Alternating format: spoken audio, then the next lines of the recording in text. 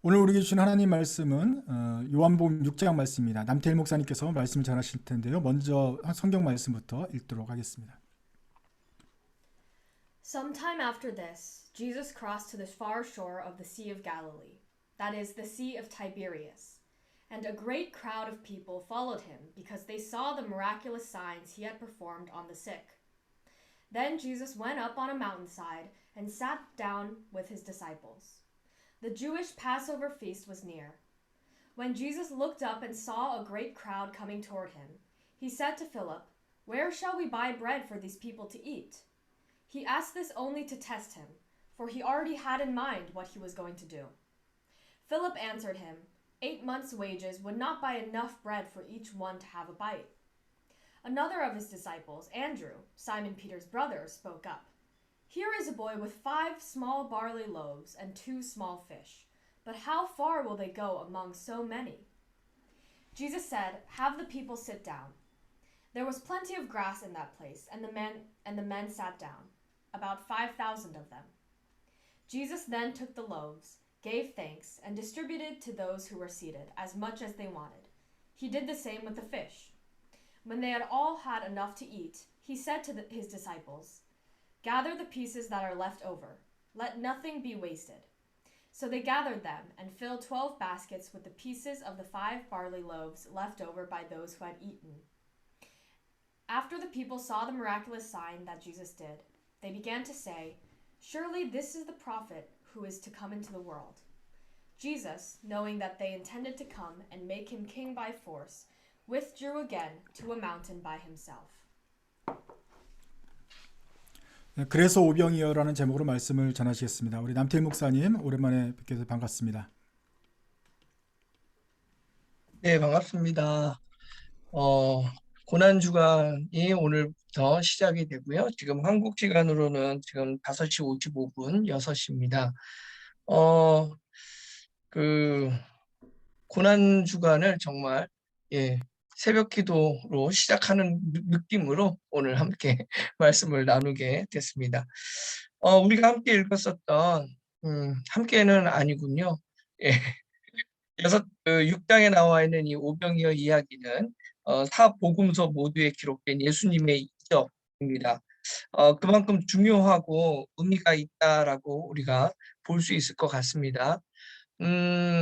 그리고 제가 오병이어라고 설교 제목을 하고 보니 이게 한자어라 미국에 계신 분들이 좀 이해하기가 쉽진 않겠다라는 생각이 들었어요.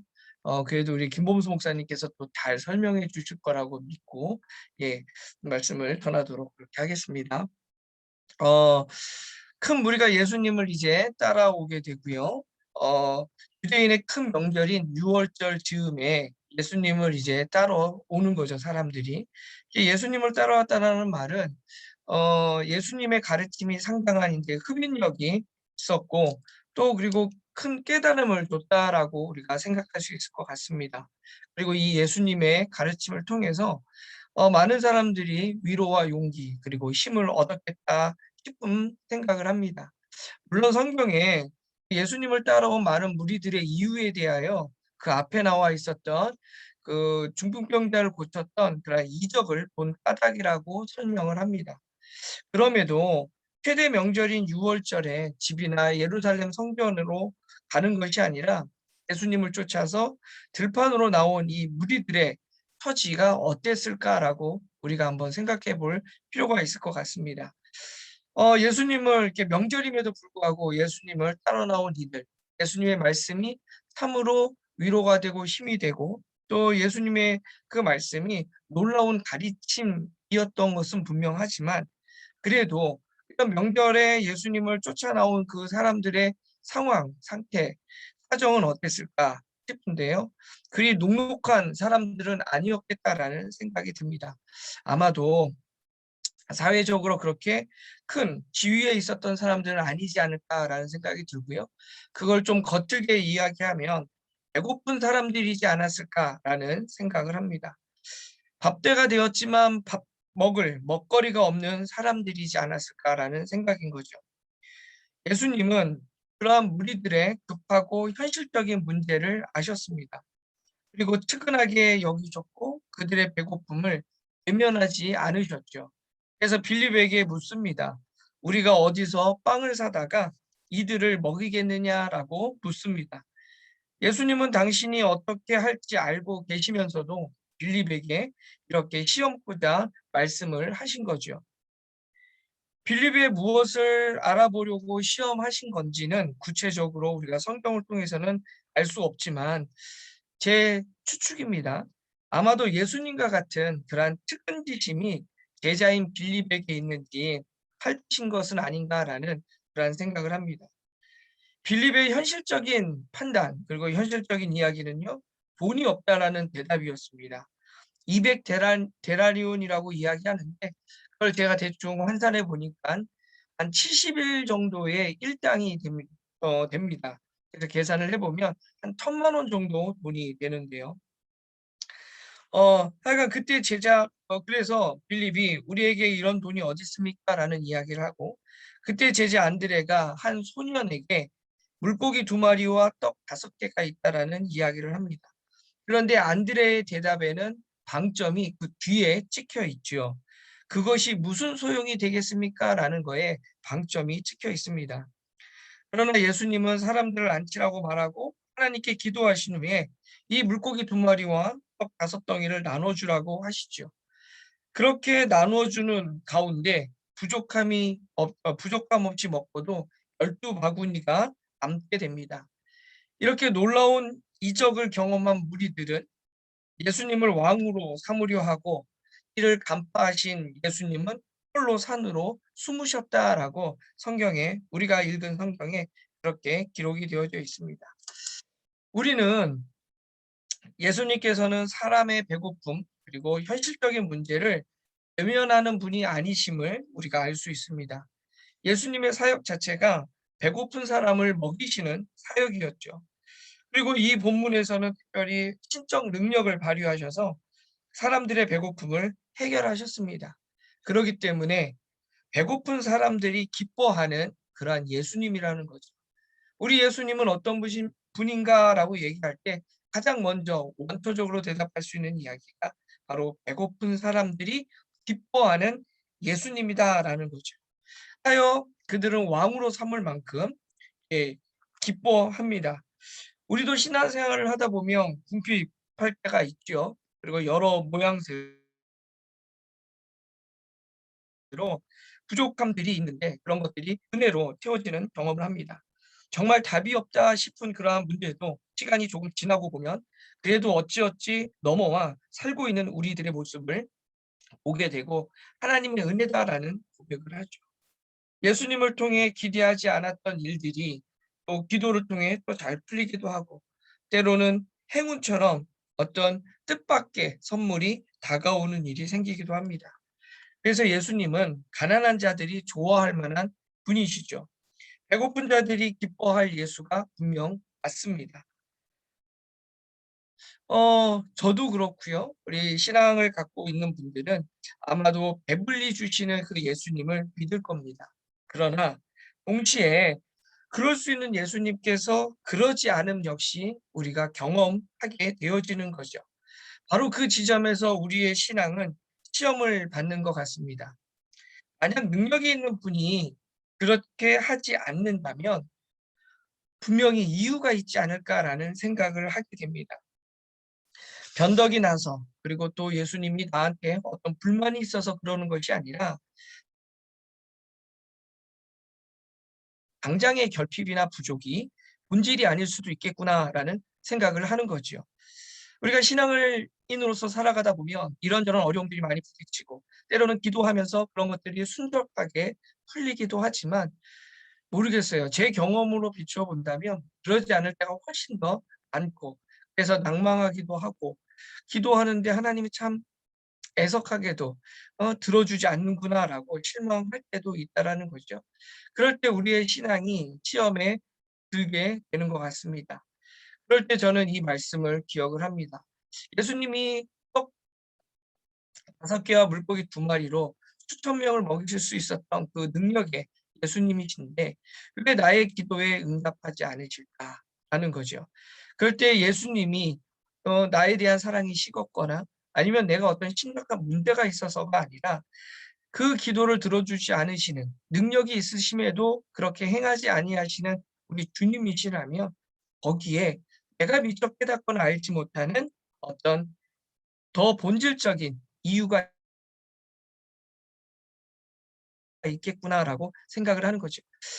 의지적으로 그렇게 생각을 하고 믿으려고 합니다. 이것이 저는 신앙의 성숙이 아닌가라는 생각을 해요. 배부른 것으로 끝나는 것이 아니라 신자의 성숙, 우리에게 그런 신앙인으로서의 성숙이 있었으면 참 좋겠습니다. 또 하나는요, 예수님이 배고픈 자를 돌보시는 분이고 인간에 대하여 측은지심이 있는 분이다라고 말씀을 드렸습니다. 소외되고 병든 자를 외면하지 아니하시는 참 좋은 하나님이시죠. 사람을 사람답게 살도록 하시는 그러한 분이십니다. 하여 우리의 일상의 유지를 가능케 하시는 분이 바로 하나님이시고 그 은혜를 우리에게 베풀어 주시는 분이시죠.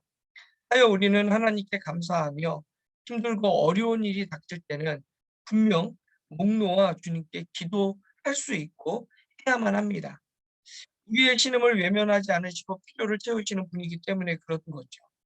그 방식이 오늘 우리가 말씀을 읽었었던 떡 5개와 물고기 2마리를 통한 이러한 기적의 방법도 있고 또 하나님의 백성을 통한 그러한 방법도 있습니다.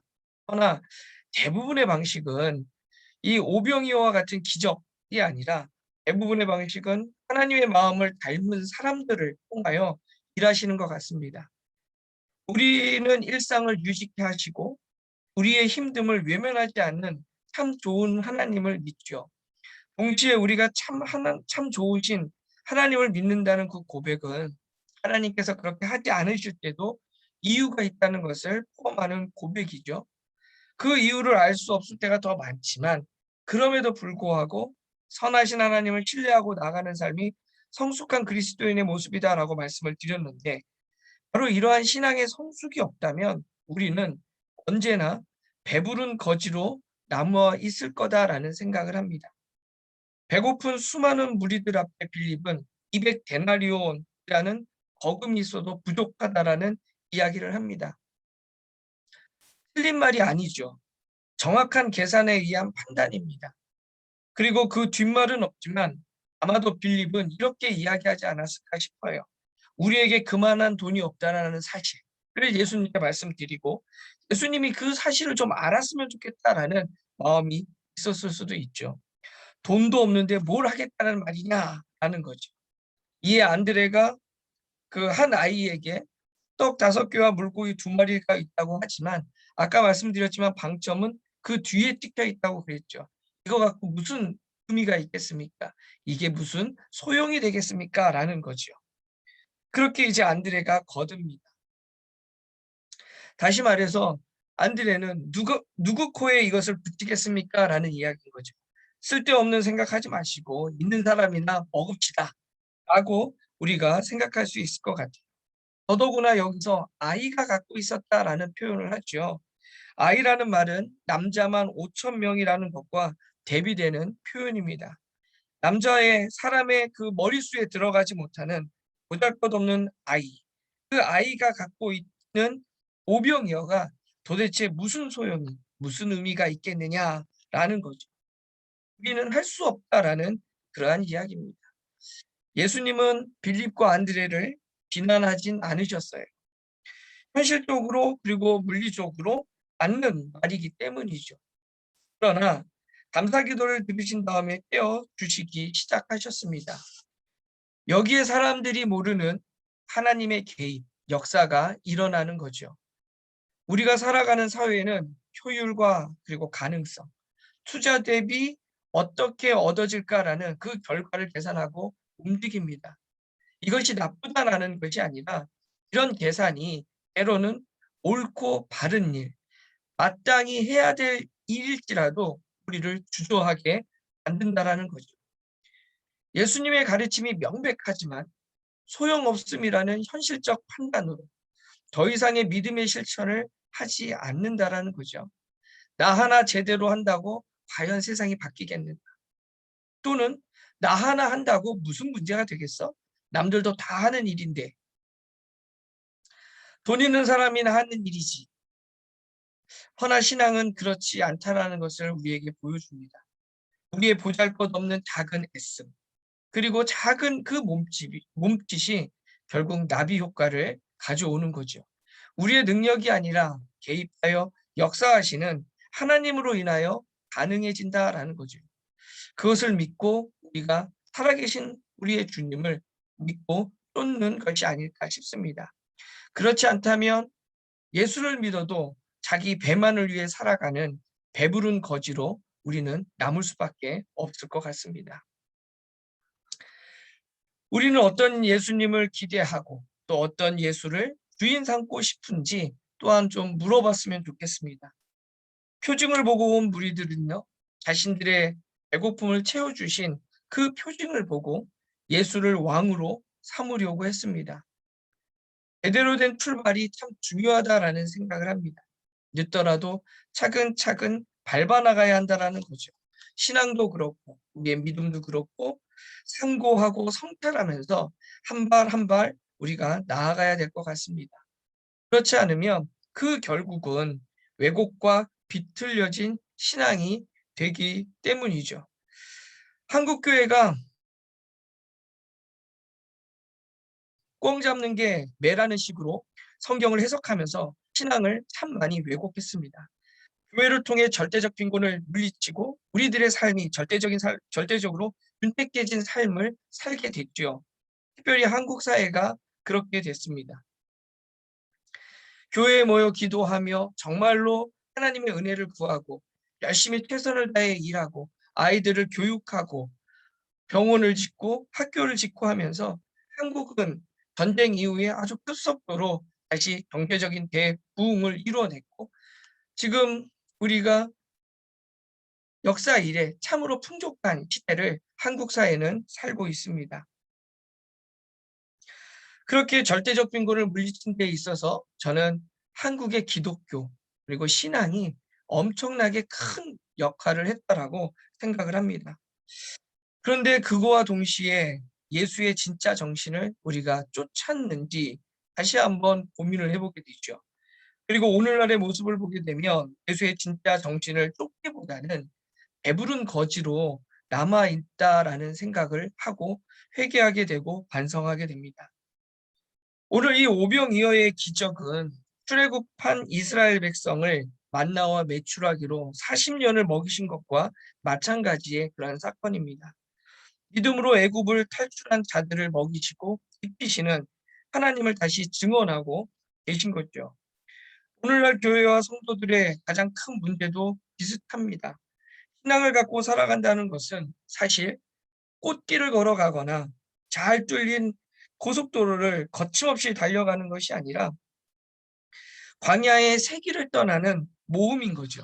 지금까지 살았던 방식과 전혀 다른 방식으로 살아가고 지금까지 바라봤던 그 목적이 아닌 또 다른 새로운 목적을 향하여 나아가는 광야의 세기를 떠나는 모험이 바로 신앙인 거죠.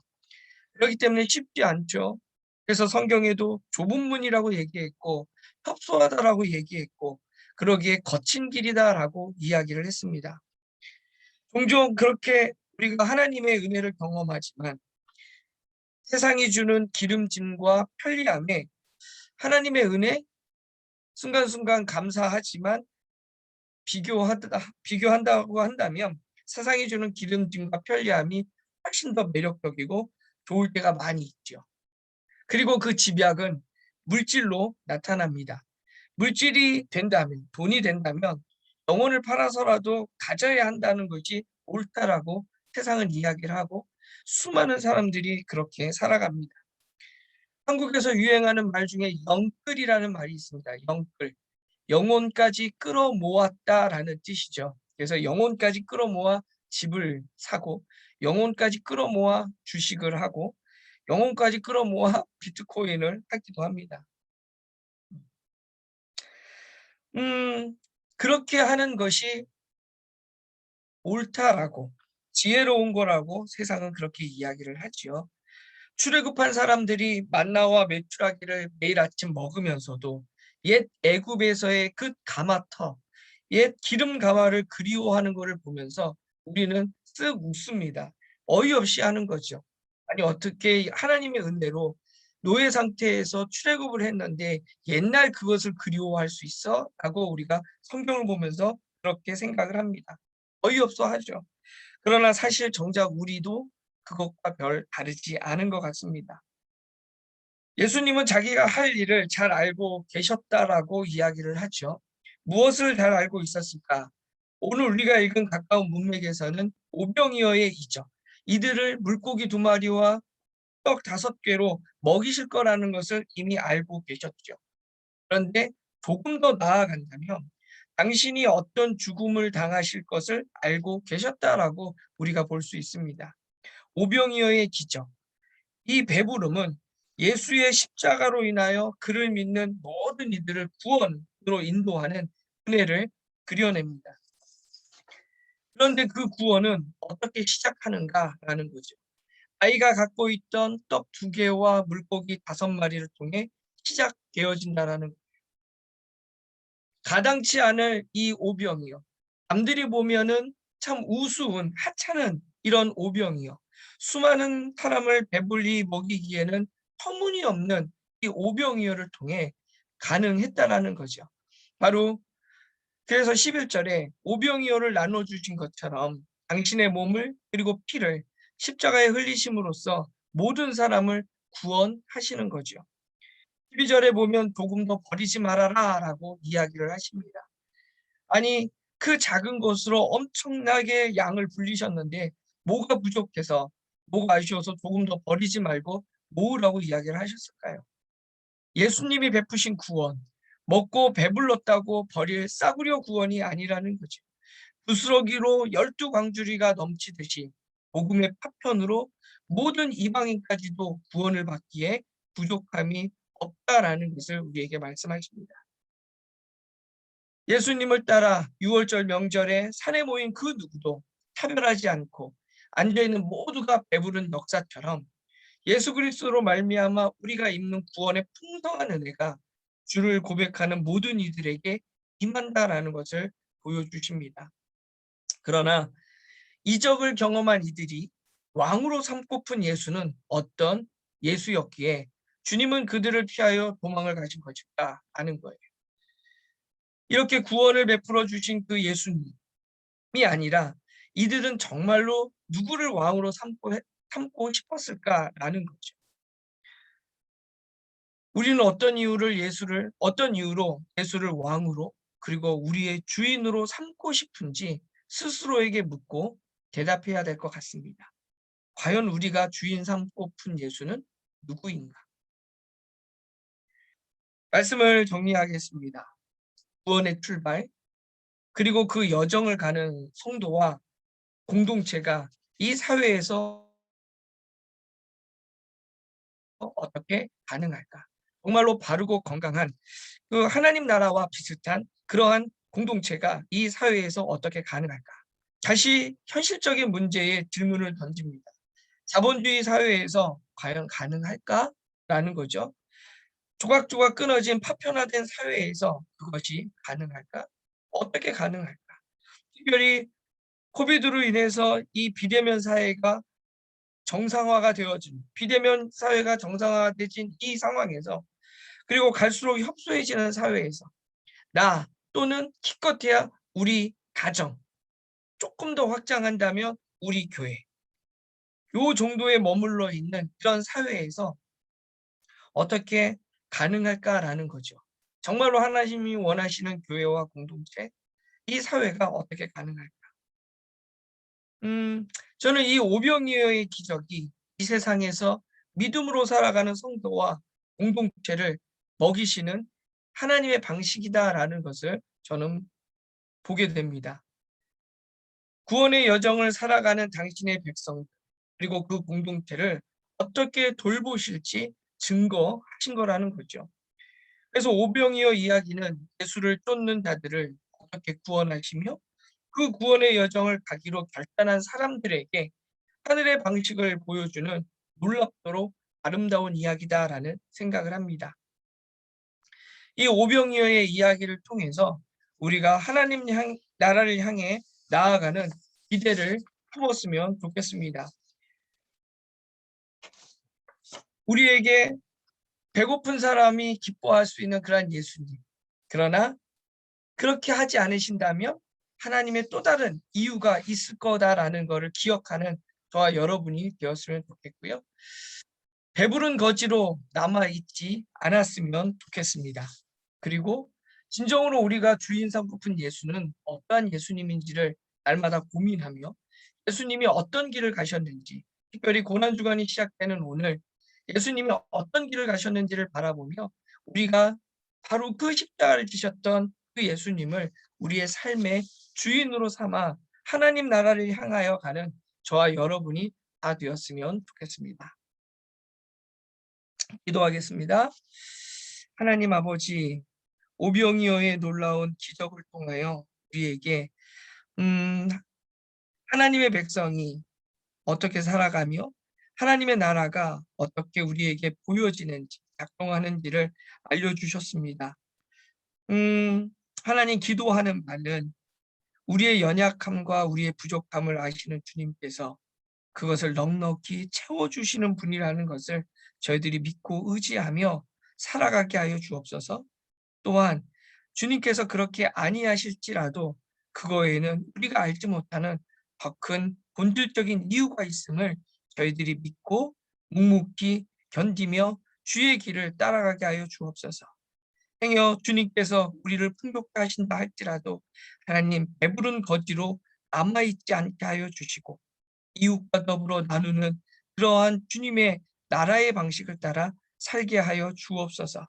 그리고 진정 우리가 날마다 주인 삼고 싶은 분이 누구이신지를 우리의 삶 가운데서 고민하며 특별히 십자가를 지셔서 만인을 구원까지 하셨던 그 주님의 발걸음을 닮아가고 그 주님을 우리 평생에, 우리 인생의 주인으로 삼아가는 모든 주의 백성들이 될 수 있도록 인도하여 주옵소서. 감사합니다. 예수님 이름으로 기도합니다. 아멘.